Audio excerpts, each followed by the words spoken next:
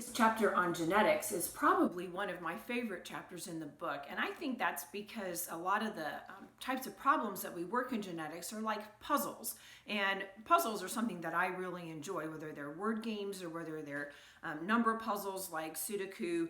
I just enjoy things like that, and so if you like puzzles too, I think you're really going to enjoy this chapter. We're going to be talking about genetics, which is how parents pass on their characteristics to their offspring.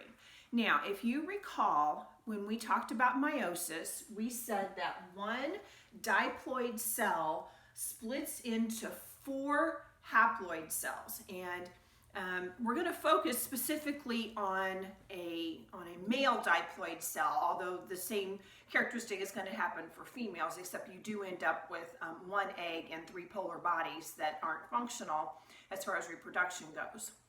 So if I look at a sperm, let's say that that sperm has on it, it has 2 factors, is what Mendel called it. It has 2 factors for, let's say, tallness. And so if he has a factor for a tall and another factor for a tall, when that splits into sperm, he's going to have 4 sperm, then all of the sperm are going to have that factor for tallness because there's nothing else there's another factor that they could have. If this diploid cell has 2 factors that would indicate short, then all of the sperm are going to end up with the same factor that's going to reproduce short offspring.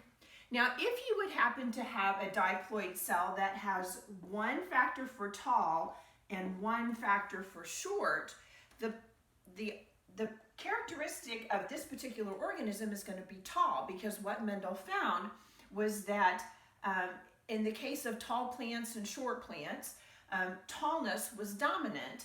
And so even if there was a tall and a short, that the tall was going to be the characteristic that showed up. And so when this diploid cell then splits into 4 sperm, half of the sperm are going to have that factor for tallness, and the other half of them are going to have a short factor. Okay, so that's where all of these are coming from as far as being able to take a diploid cell and split it up. And you have to kind of understand that part in order to understand where we're going with the rest of this. Now, I want to spend the rest of this video making sure that you understand the diagrams and the charts that they're using in the book to show how these traits are being passed on, because we're going to use this all throughout the entire module. So let's say that I have a plant that always produces, when it reproduces, it always produces tall plants. And we've already said, you read in your reading assignment today, and I've already mentioned here in this video, that the gene for tallness in pea plants is dominant over the gene for short plants. And so what that means is that if you have both genes mixed together in the same plant, then the plant's going to look tall no matter which 2 genes it has. If it has at least 1 tall gene, the plant's going to look tall. So let's say that I have 1 tall plant, and that plant always breeds true. And so what that means is that he's going to have 2 factors, is what Mendel called it. We're going to call them something different once we update this terminology. But he has 2 factors for tallness, one from the dad plant and one from the mom plant, because everybody has characteristics from both parents. And so this is from the tall plant. Now, the short plant also always breeds true.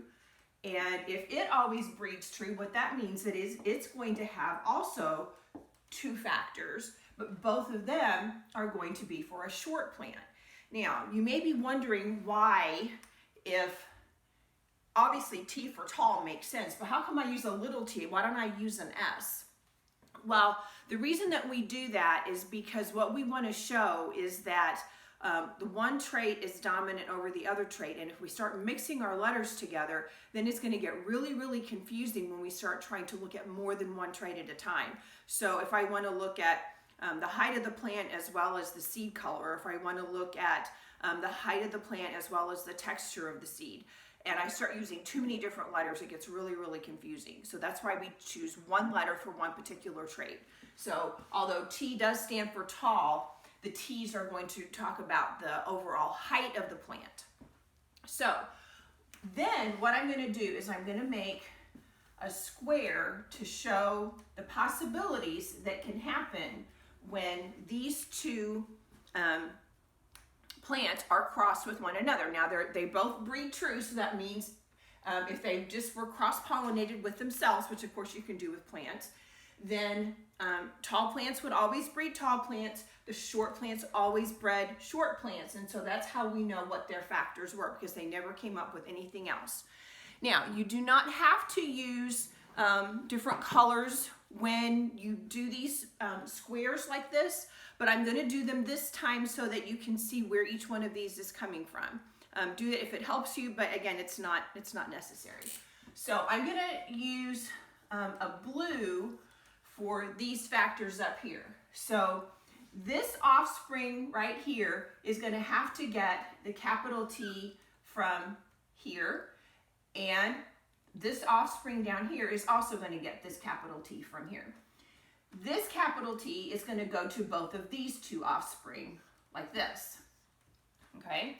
Now, I'm going to use, for the short plant, I'm going to use this red color. And the short plant is going to give this factor to this offspring and to this offspring. So you can see what we're doing is we're bringing the factors down and across in order to give it to the offspring. So then this T is going to go here, and then this T is going to go over here. So now, what have I ended up with in every single plant? Well, in every single one, I've ended up with a capital letter T from the tall plant, and I've ended up with a small letter T from the short plant. What is this plant going to look like? Well, although it has both the factor for tall and a factor for short, remember that the factor for tall overrules the short one, and so all four of these plants are going to appear tall. Okay, so all four plants, all four offspring, or any offspring, no matter how many you would end up with, are going to be tall, because the tall factor overrules the short factor. Okay, now what happens then if I take these plants and I cross-pollinate them with itself? Okay, so let's change this here.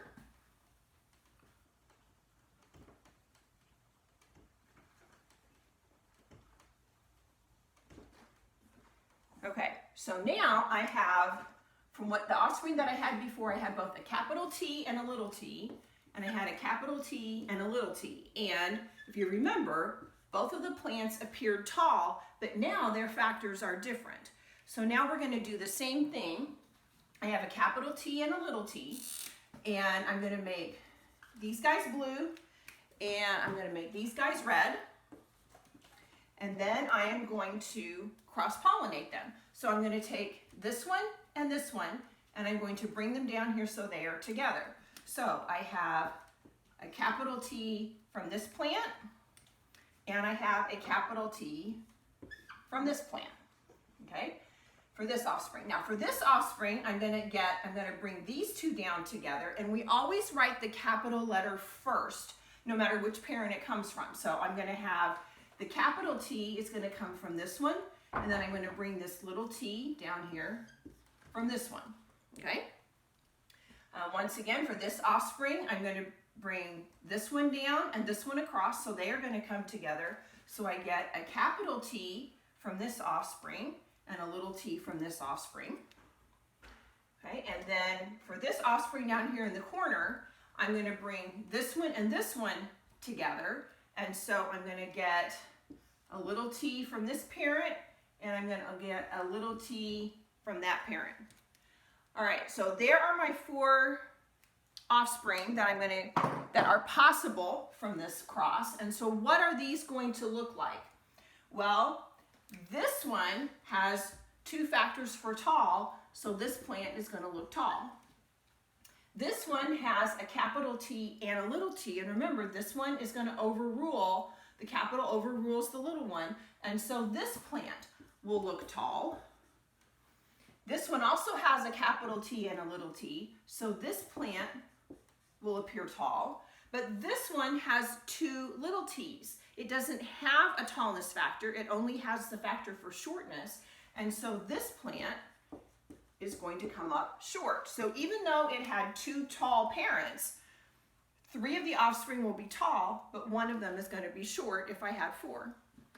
Okay, so as I said, you don't need to use different colors when you're putting these different squares together, but you do need to make sure that you understand that each offspring gets one factor from each one of its parents.